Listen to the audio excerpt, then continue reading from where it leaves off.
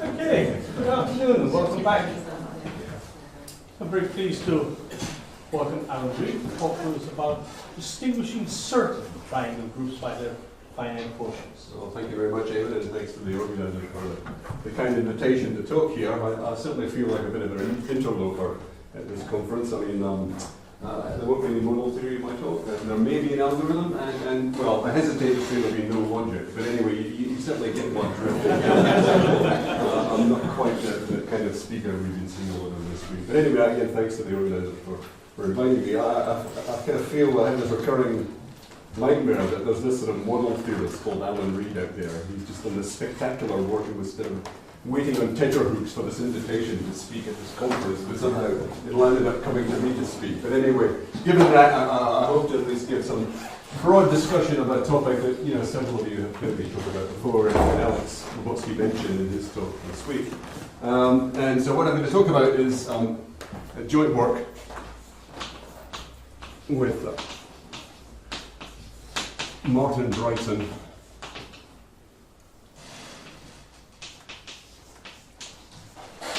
Ben McReynolds,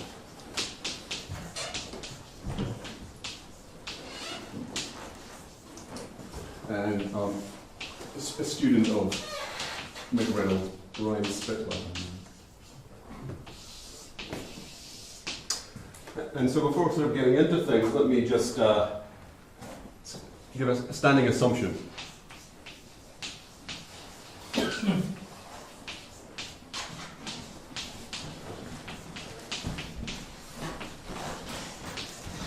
Is that all groups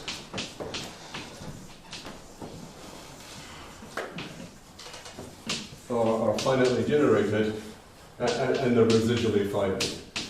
So to remember what residually finite means is that, well, the intersection of all subgroups of finite index is the identity subgroup, or in a more sort of prosaic Scottish style, it means the following: that given the group gamma and an element that's non-trivial, there's a homomorphism from gamma to some finite group Q, such that phi of G is not the identity. Okay, so, in particular, if you're residually finite, you've got lots of finite quotients, and that's part of the reason for sticking to these groups here, because as the title of the talk suggests, we're going to try and distinguish groups by their finite quotients.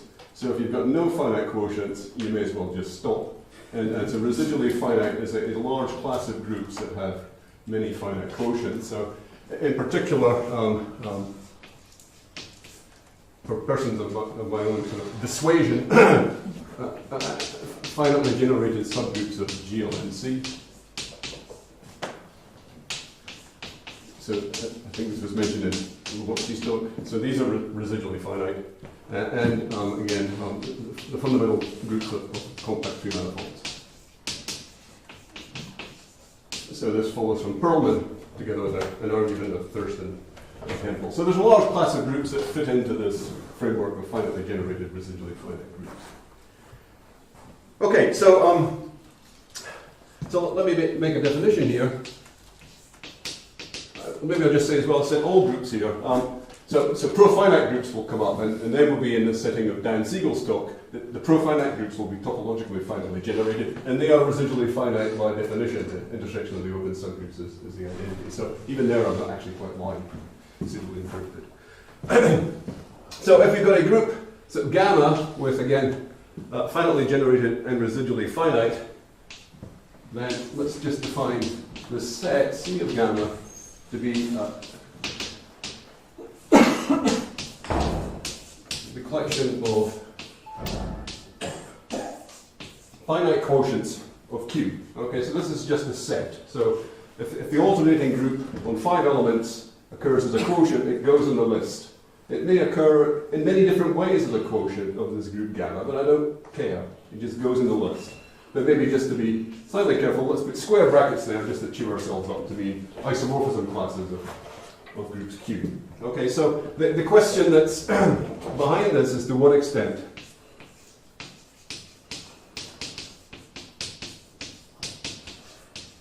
does the collection of finite quotients determine gamma. I.e., maybe say it like this, when is it the case that C gamma equals C lambda implies that gamma and lambda are isomorphic. So, Alex, in his talk on Monday, talked about profinite rigidity, and this is a more prosaic way of talking about profinite rigidity that I'll explain a little bit later on. But this is kind of the basic question put, as you can explain to an undergraduate class. To what extent does finite quotients determine the group up to isomorphism? And again, maybe just to comment a little bit, you can maybe think of this as a kind of local to global question. Yeah? Are you assuming that you're recording the homomorphism? No, it's just the finite quotient. If that group occurs in the quotient, it goes in the list.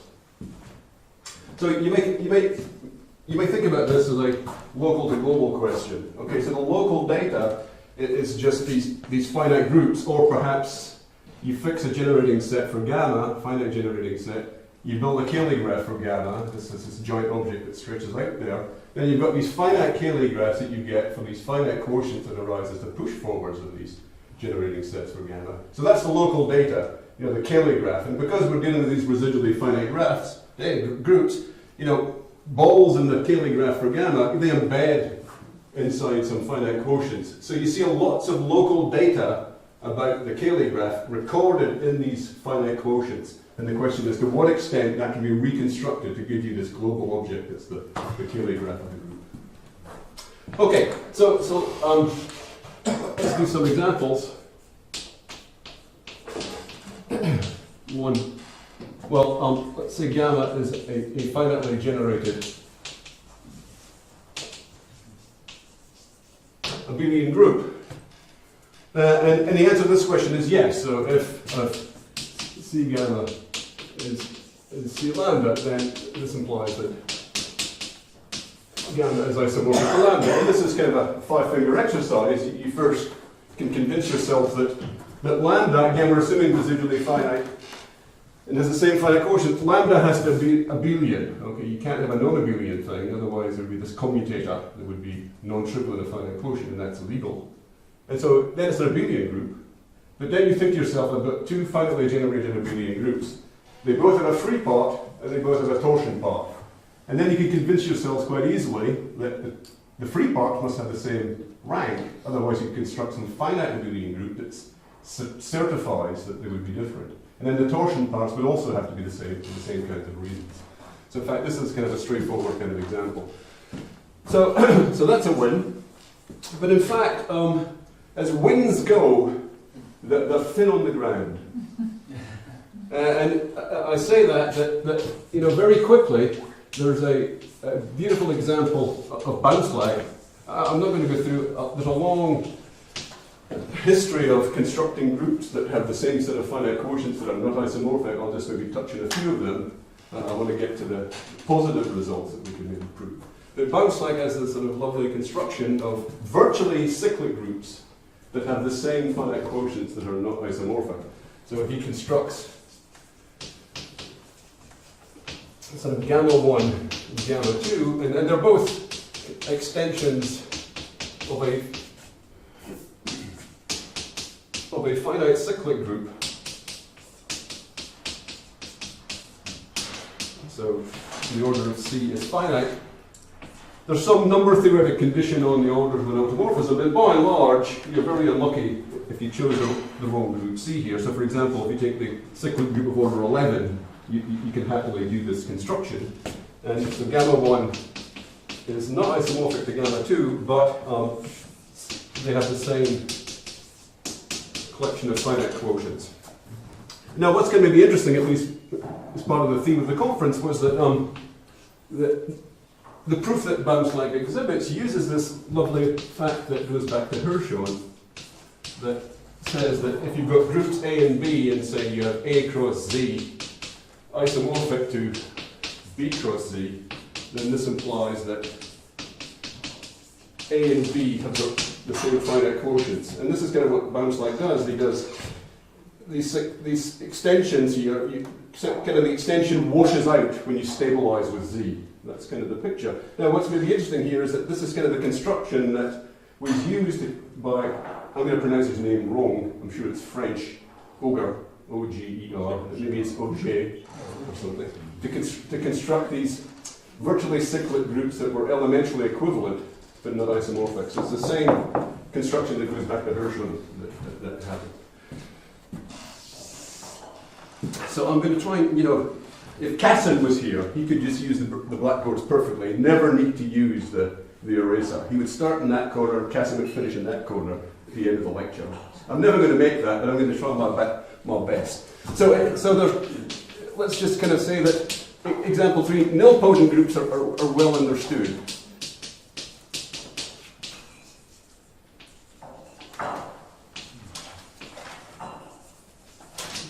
And this goes back to a student of Bounced called Pickle, and by that I mean there's constructions of nilpotent groups that are non-isomorphic but have the same finite quotients, and you can understand when that fails. Namely, it only can fail finitely many times. You can only have finitely many isomorphism classes of nilpotent groups with the same finite quotients but not isomorphic. And then there's work that goes on from there to the polycyclic case that I'm involved in, so I'm going to mention Fritz, Grunewald, Pickle, and Dan Siegel, and there's a nice account of much of this in Siegel's book, Polycyclic Groups. So there's a nice overview of some of these constructions. And again, without maybe dwelling too much on some other constructions, that there are examples of the kinds of things that Lobotsky talked about on Monday. There are lattices and simple Lie groups that have the same finite quotients that are non-isomorphic, and that was proven by Mehdi Akka, who was a student of Alex. That lattices, there exist lattices in simple Lie groups with C gamma, C lambda, and again the construction that Akka gives you finitely many, although I don't think we've proven that in the absolute sense. There may be some weird example, but anyway, these are kind of lattices in simple Lie groups with the same finite quotients, and these are what Lobotsky was calling higher rank. And then more recently,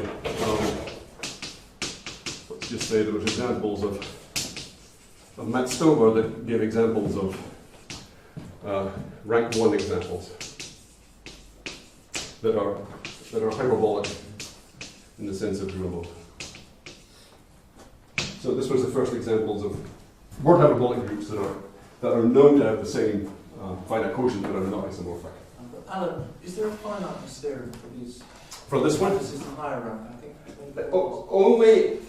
Only the finiteness statement is only for those given by the construction. There may be some weird group out there that's not actually a lattice in a semi-simple or a simple Lie group that may have the same set of finite quotients. If you restrict to lattices, then that's a finite statement. Yeah. Okay. So that's kind of some of the survey of cases where one doesn't have the rigidity result that same finite quotient implies, isomorphic. And one may ask, well, what else is happening? And in particular, the question that Lobotsky asked in his talk on Monday. So, question, this goes back to Remeselinikov. I can say it, but I dare not attempt to spell it. So apologies to the Russians in the room. Remeselinikov. If C gamma is the same as the same finite quotients of the free group of rank at least 2, is gamma the free group of rank n. So this is open, and this is kind of really the question that motivated a lot of what Bryson and I have been thinking about the last few years. And again, we just pause for a minute to think about this. We're kind of saying that, okay, here's the free group of rank 2. Okay, we know all the finite quotients of a free group of rank 2. They're all finite groups that are most 2 generated. Okay, that seems pretty clear. So how can you have this fake guy over here? It could be this 100 generator discrete group, but all its finite quotients are just precisely the most two generator finite groups. So that seems kind of inconceivable, and it's possible that we've just missed something very, very simple. I suspect not, but I mean it's a great kind of question that I think deserves to be solved, preferably by me. But I'm happy to buy a beer for anybody that actually does solve it. And if they don't drink a beer, I will drink it. So, okay, so that's kind of the motivating question for this.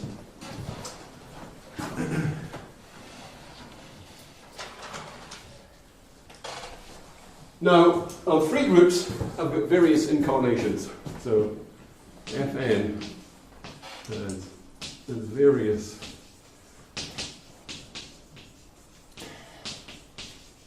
incarnations, one of which it's the fundamental group of a compact two-manifold with boundary. So it's a common one of a compact two-manifold with boundary. And so,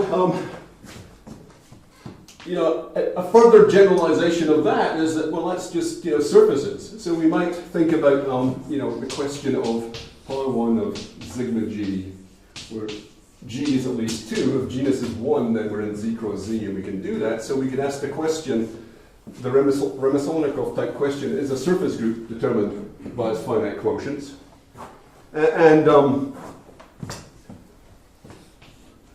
one could then, well, since we've got to two manifolds, well, one could ask about three manifolds, but let me not do that today. So. But what I will do is, well, what's a generalization of a surface group of genus at least 2? Well, we have what's called Fuchsian groups. So let me just say a little bit about Fuchsian groups. So definition, a Fuchsian group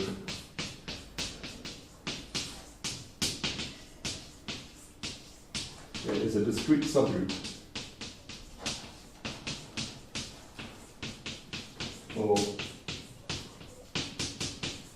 the Lie group PSL2R. Now, the way that I'm going to think of PSL2R, it's going to be as the group of orientation preserving isometries of the upper half plane. So this is equal to the group of orientation preserving isometries of the hyperbolic plane. So again, maybe let's just briefly recall that. Beg the indulgence of the experts here. So here's the upper half plane, H2. It's just the complex numbers with positive imaginary part. And we can put a metric on H2 that looks like the Euclidean metric, but then it's divided by the height. So points very high up the imaginary axis are very close together in this hyperbolic metric, and then kind of the geodesics, or the shortest distance between 2 points in this metric space, are given by, the complete ones are given by straight lines that are orthogonal to the real axis, and semicircles that are centered on the real axis. So that's the introductory course to the hyperbolic plane, and one checks that using the standard fractional layer transformation, that this gives the action of PSL2R as the full group of orientation preserving isometries of H2. And so a Fuchsian group is a discrete group there, so it acts properly discontinuously on the upper half plane, and you get these nice quotient spaces. And the ones that I'm going to be most interested in today are Fuchsian triangle groups.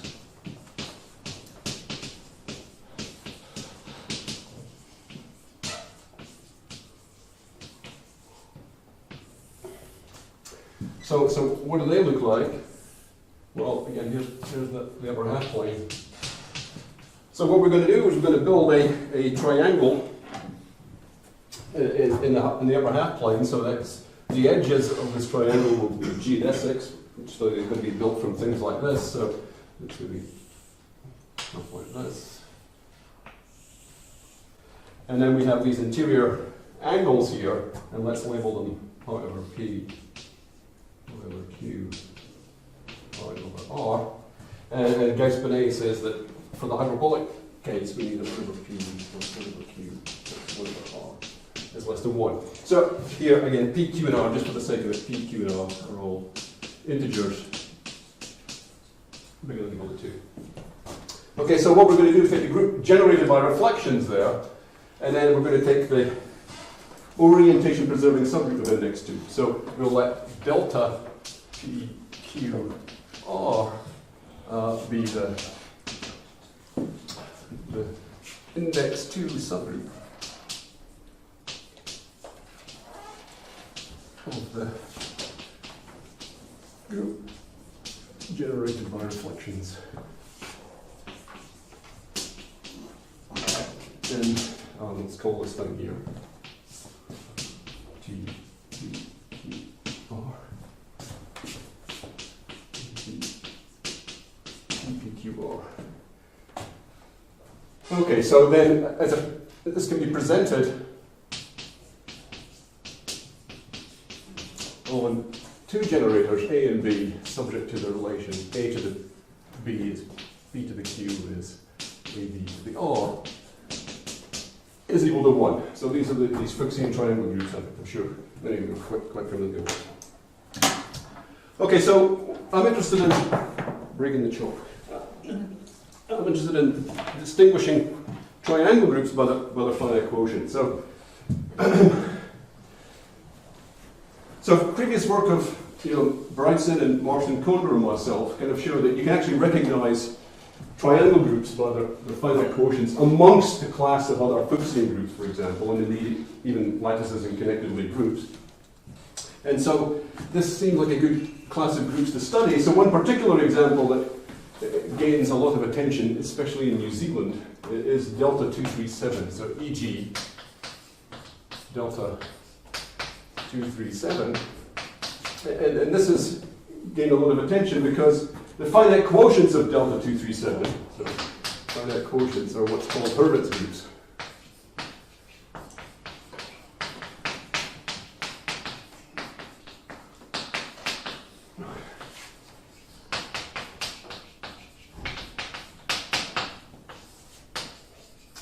And if you look at the kernels of these homomorphisms, this gives you nice hyperbolic surfaces, and they have kind of the largest possible group of isometries for their genus. So there's been a lot of attention on trying to construct classes of groups which are and which are not Hurwitz groups. So, I mean, again, I'm not going to labour the point here, but one knows exactly which PSL2 of a finite field are Hurwitz groups. So one knows exactly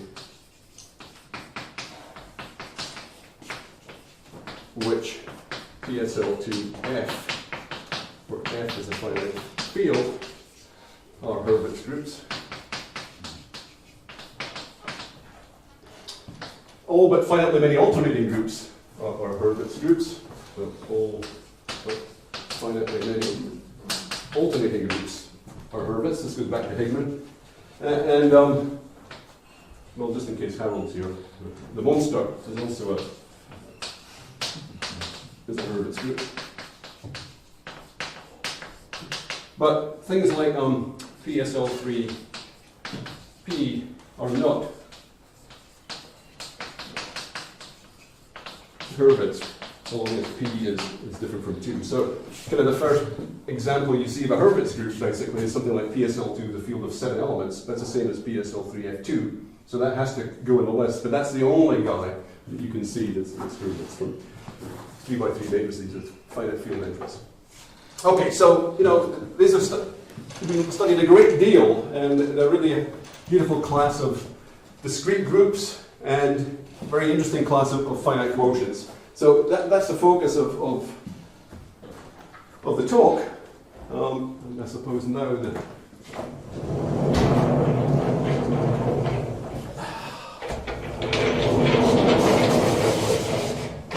the delights of the eraser.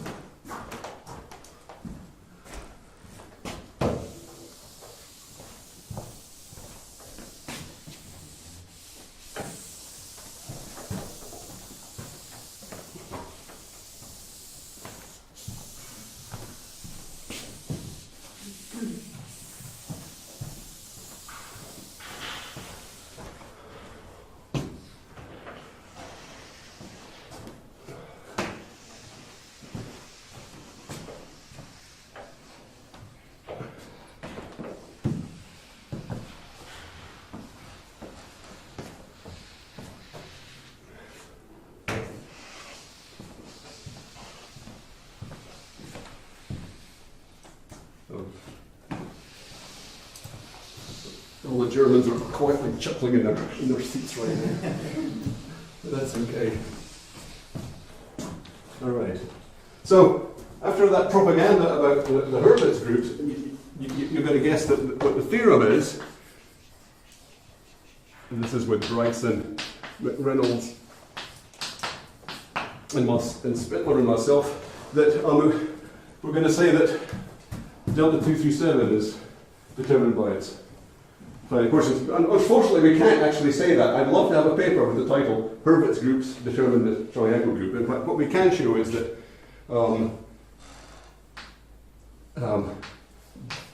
delta 238 is determined by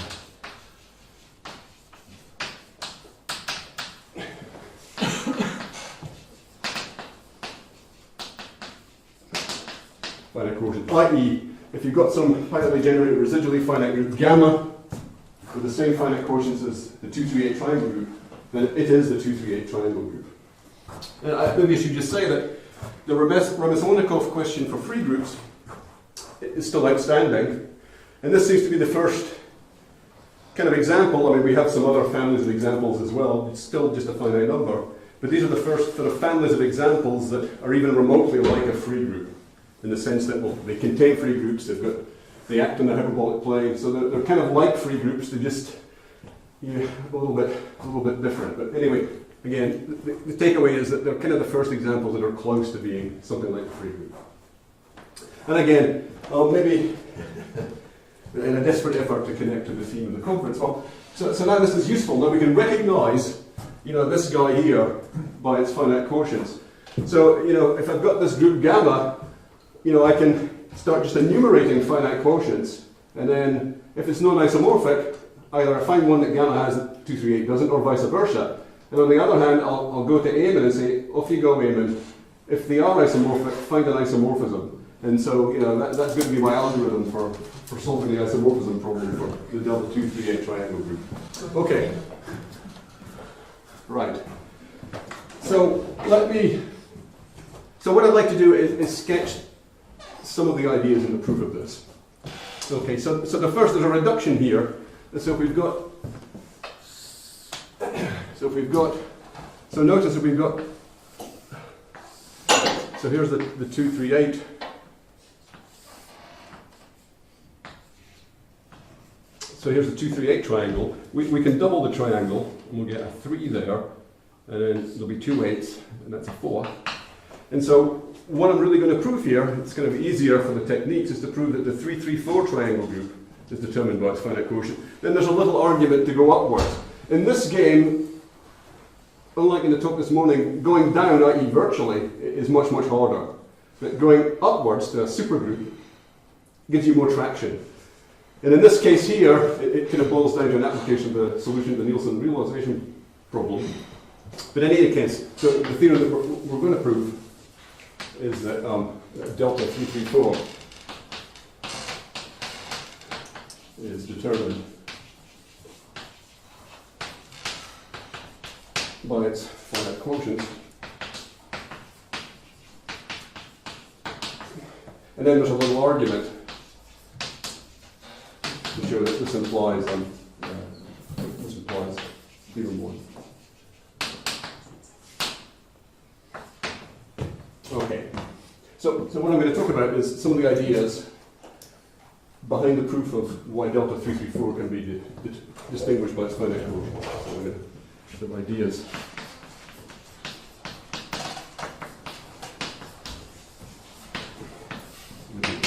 Any questions? Yeah. So, can you do any other triangle groups? We can. Okay. We can do 16 triangle groups. You don't care about it. So we can do a few more triangle groups than I just said, and we can do some example of arithmetic lattices in PSL2C. And you may wonder, well, why is 238 so different from 237? I'll try to at least indicate why 237 is actually much more complicated than 238. And you should also be, maybe another takeaway is, Alex was talking in his talk on Monday, and basically what he was trying to do was prove that SL3Z was distinguished by its finite quotients. And you couldn't do that. So the takeaway is that we can do this, Lebowski couldn't do that. So now, there's a scheme of proof here. The first part is really rather general, and SL3Z fits into it, and I'll maybe say a few words about that. But there's then, one of the reasons that we make progress is that we're in the world of low-dimensional topology. So here we're in Fuchsian groups, in the other case we're in three-manifold groups, and there the subgroup structure gives us much more control so that we can understand the topology of the finite index subgroups and the infinite index subgroups inside these lattices. Okay, so here's ideas in the proof. So there's two key steps.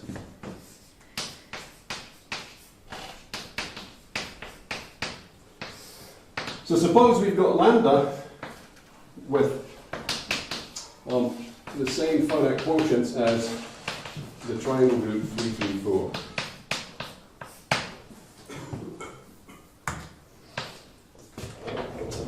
So then the first thing, so step one,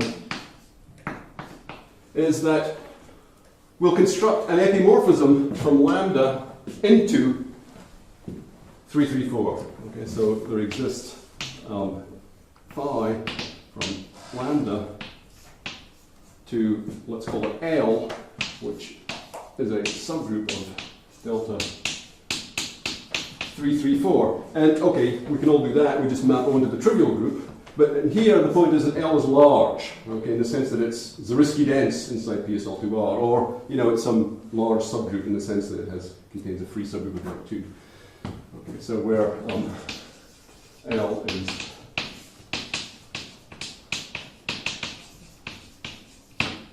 Zariski dense.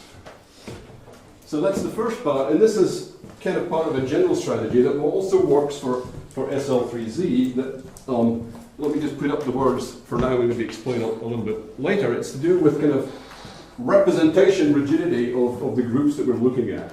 Now, as Alex mentioned on Monday, these Fuchsian groups, they don't have the Mosto rigidity property. Okay, you can deform hyperbolic surfaces or hyperbolic Fuchsian groups, except for triangle groups. So triangle groups are rigid, like Mosto. And we kind of tweak that notion of Mosto rigidity to something that we call Galois rigidity, which I don't think the number theorists have used, so I'm quite pleased about that. Anyway, you'll see why we call it Galois rigidity in a little bit. It has to do with representations. And then the second key thing is that we're going to prove that if you have a proper subgroup of the triangle group, then there's a finite quotient that the triangle group does not have. So we show that if H is a subgroup of delta 3, 3, 4, then proper, then H has a finite quotient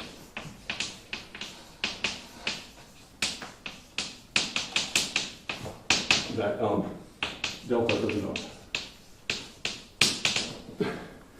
So the upshot of these two things is that basically this epimorphism now must go on to delta 3, 3, 4. Otherwise we find a finite index subgroup. And I'll come back to that point.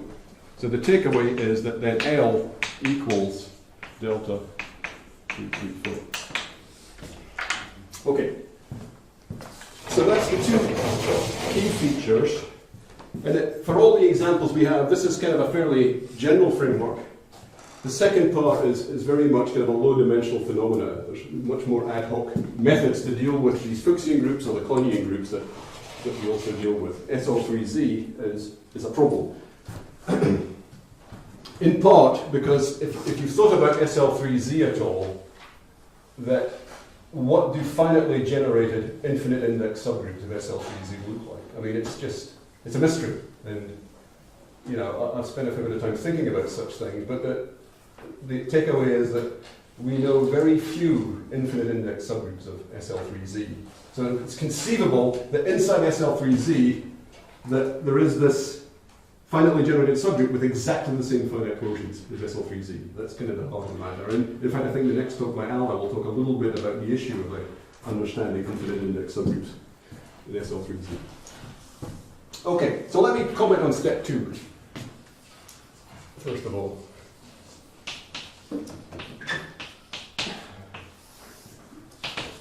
So, what are we going to use here? So, the first claim, the claim is that if H, again, inside but not equal to delta 334, it is not another triangle group,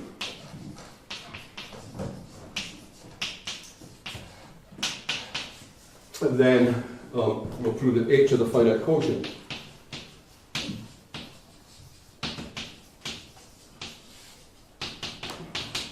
That delta 334 does not.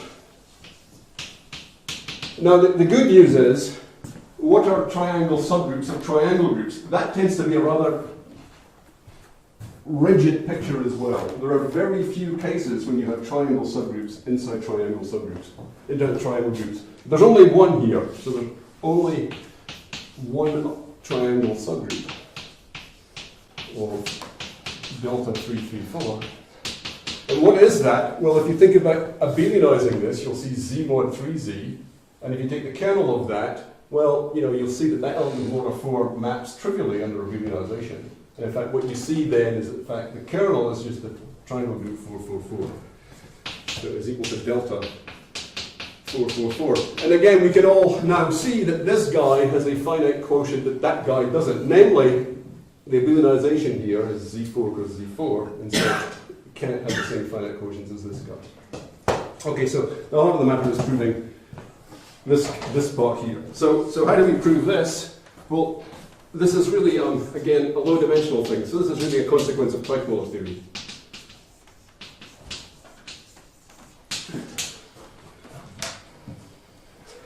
And so what do we mean by that? So what do we mean by this? So let me just say a few words about this briefly. So if we look at, if we've got some finitely generated group gamma, we can look at homomorphisms from gamma into SL2C. So, this has a structure of an algebraic set defined over Q, or over Z.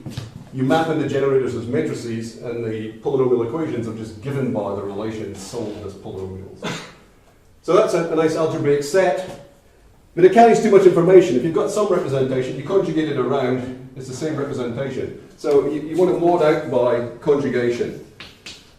Now, there's a mild irritation when you do that. In the world of irreducible representations, it's fine, but there's reducible representations for which, just doing the group theoretic conjugation, it's not quite what you want here. So with trembling hands, when you're speaking to an algebraic geometer, they'll say you want to put 2 lines here. So you have to put 2 lines because you're not quite sure what the hell they're talking about. But anyway, they'll mutter words like it's the Git quotient. But anyway, there's some formalism that gives you this algebraic set called the character variety.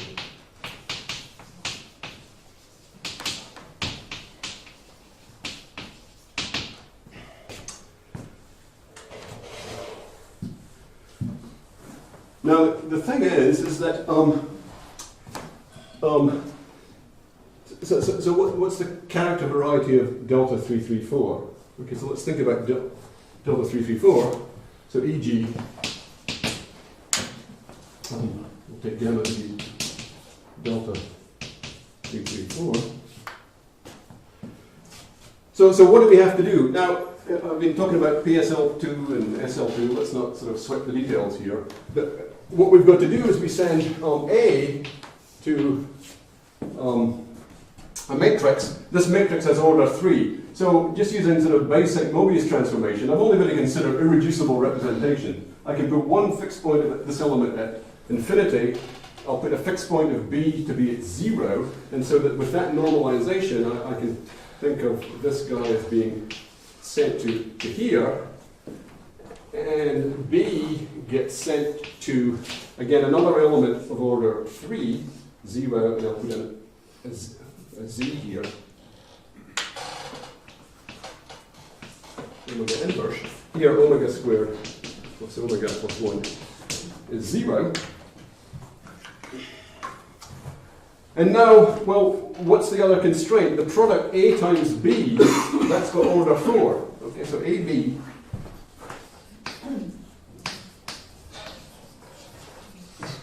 has order 4.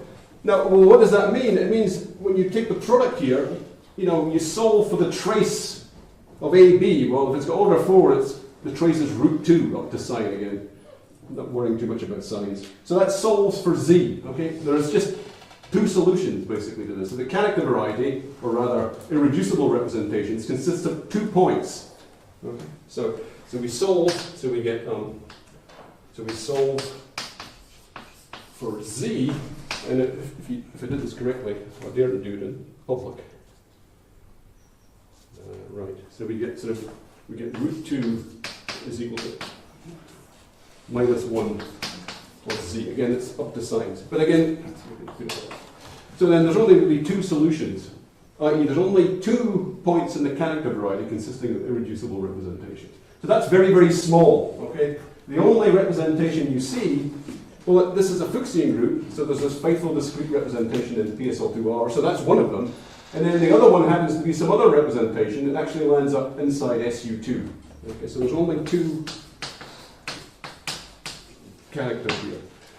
Now the point of mentioning that is that if I take a subgroup that's not a triangle group, their character varieties contain large components in their character variety.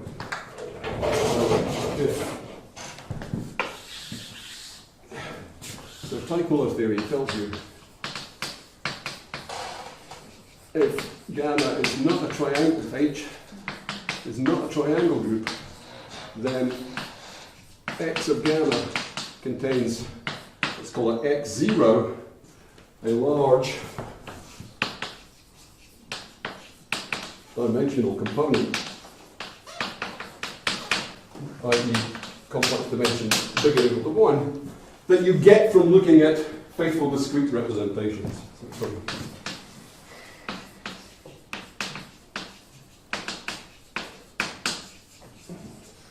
Okay, so why is that good? Well, you can parlay that. So let me just do this over here before erasing. So you can parlay that into the following kind of statement. Well, you want to build some finite quotient that the triangle group doesn't have. But notice, over here, the role of C was kind of nebulous, right? You could take, some finite field or the algebraic closure of a finite field and do the same kind of construction that I just did. And you see, there are very few solutions. Okay, there are very few PSL2F quotients for this particular triangle group. So note the same argument shows delta 3, 3, 4 has very few PSL2 F quotients where F is a finite field. On the other hand, you can use this large dimensional component to build points that are algebraic, where, roughly speaking, you can find primes that give you large PSL2F representations using strong approximation. So the large dimensional character variety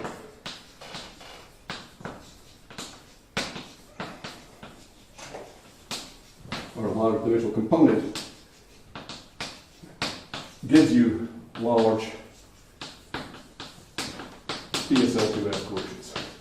So that's kind of the idea as to how one builds these finite quotients that when you're not a triangle group inside the delta 3, 3, 4.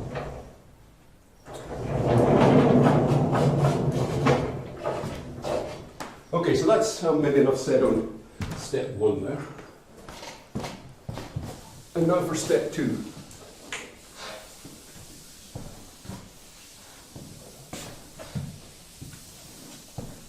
Yeah, so what's wrong with 237? Oh yeah, nothing wrong with that so far. That's all good. 237 is different to many PSL2. Yeah, but for a fixed characteristic. Ah, so that's it. Right, so for a fixed characteristic, for 2, 3, 7, what do they look like? They're completely determined by how the prime P splits in Q cos pi over 7. And it's the same picture here. It's like how the prime splits in Q adjoin root 2. So for fixed characteristic, there's at most 3 for 2, 3, 7. And here there's at most 2. But Roshan's right, 2, 3, 7 has not really been illegal yet. And here's where we're going to be. I forgot to clean the window.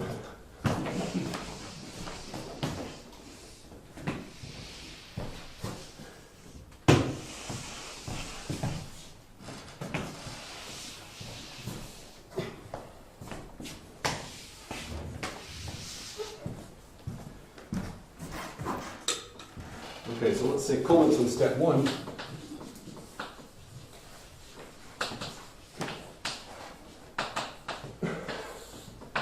Okay, so again, step 1 was to build this epimorphism onto this subgroup of the triangle group. So the first thing you might think about was, well, here's this fake element over there. Why in God's green earth does it have any interesting kind of linear representation? And that's the first thing that you might think about. Well, if you think quite quickly, you can convince yourself that Lobotsky's criteria actually builds you an interesting representation. And in fact, one can do a little bit better than that, and that's where we're going to be. So here is delta 334. Now, associated to delta 334 is its trace field. So this is just a field generated over Q by the traces. So here it's just, that's got trace -1 root 2. And that's enough to generate all traces in here. So the field here is Q root 2. Now, this lives inside some number field. And this is a lie, so there should be a red flag here. So let's just call that K. So this lives inside SL2K. That's false, okay? In case anybody's watching. That's not true, but it'll simplify what I'm about to say. So what can you do? We take a prime of K. We can complete, and we get a representation into SL2 QP bar. Okay, the algebraic closure of QP. So we get some representation that just comes from localization at a prime P. Now, this group here is a triangle group. All the traces are actually algebraic integers. Again, that's an artifice of property AFA in some sense as well, which is also looking around here. So the image of this guy here, it goes into SL2 ZP bar. Okay, it's got algebraic traces, so it's bounded. So this representation has bounded image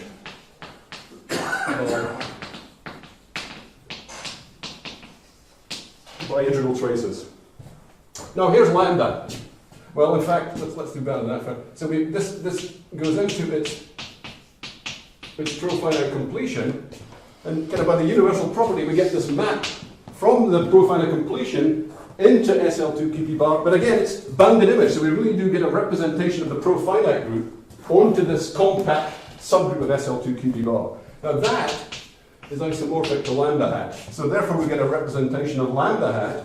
And again, lambda is sitting inside there, and we get a representation of lambda now that's large, living inside here.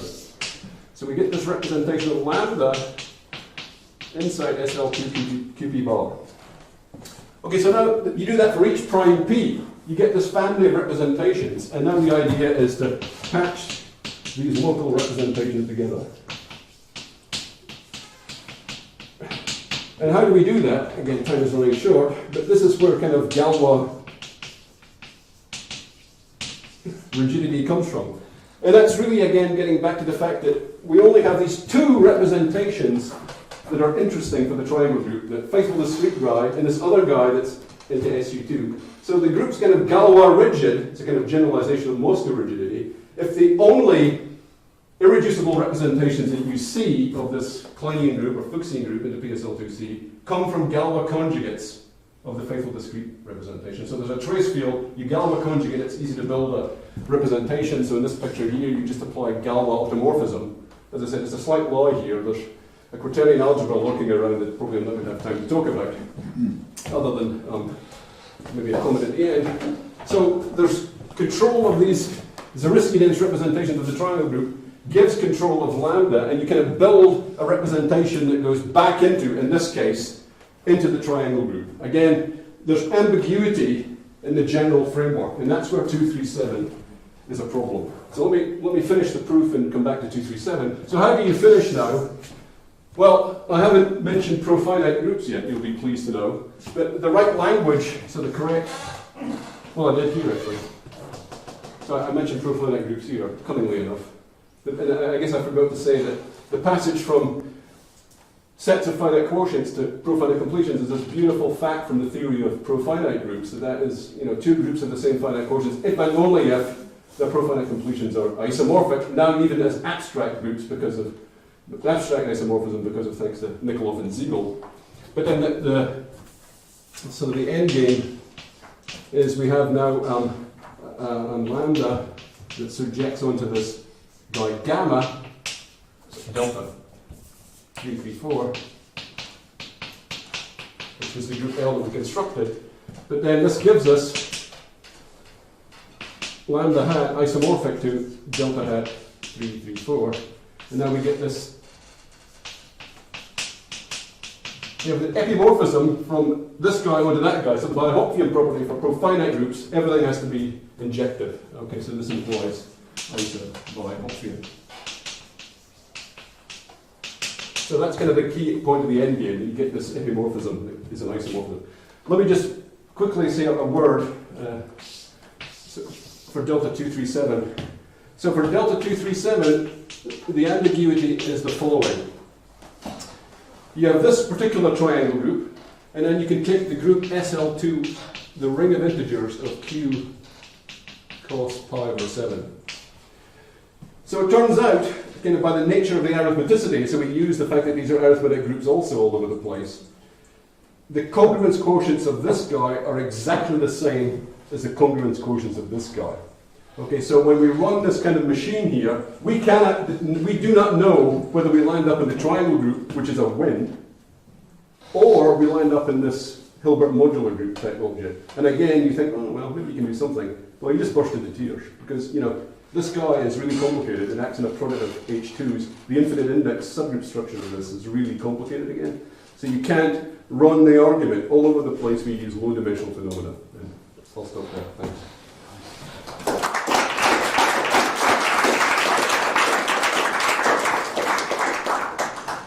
Thank you, Al. The comments, questions? You've already dealt with the obvious one on 237. Does the triangle groups, which are interesting? Yeah, so as I said, we can do 16 triangle groups. For example, just a Well, couple of examples. Okay, so we can do 238, 334, 444, 248. That's one commensurability class. And then we can do,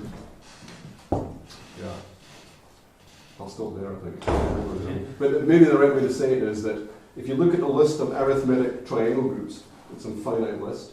Within that finite list, you'll see the arithmetic triangle groups whose commensurability class is determined by a real quadratic extension of Q. And for those guys, we can do it. And again, All of them are arithmetic. the triangle groups, all the arithmetic triangle groups is a finite list, and within that finite list, we can do the ones that have got real quadratic and variant traceable. And the reason is that you get leverage because, again, for the experts, there's a quaternion algebra looking around here. This quaternion algebra associated with this guy is unramified at all finite places. That's why it's the same as this guy. For the guys that we work with, there's a prime that ramifies, a finite place that ramifies. That gives us traction. So in the case here, 334, the algebra is ramified at the prime above 2. And localizing there, in fact, you get a representation onto A4, where you just think about taking root 2, put that to be 0, that's the representation, so therefore that guy, AB has order 2. So you surject the 233 triangle group. But if you look at the SL2 of the ring of integers of Z root, if you look at SL2 Z root 2, and you take the prime 2 there, then you get, so 2 ramifies, you get the Hatel group of order 6. So you get a different finite group there. So this ramification comes up in a very subtle way, but it's the key point that allows us to move on from 237. Now I bet you a fizzy beverage of your choice that it's true for 237. In fact, if you give me fuzzy matrices of my choice, I'll say that all Fuchsian and finitely there is Fuchsian groups and hyperbolic three-manifold groups are all profinitely rigid. So that's the word that's in this sense. Okay. Well, that kind of, let's thank you.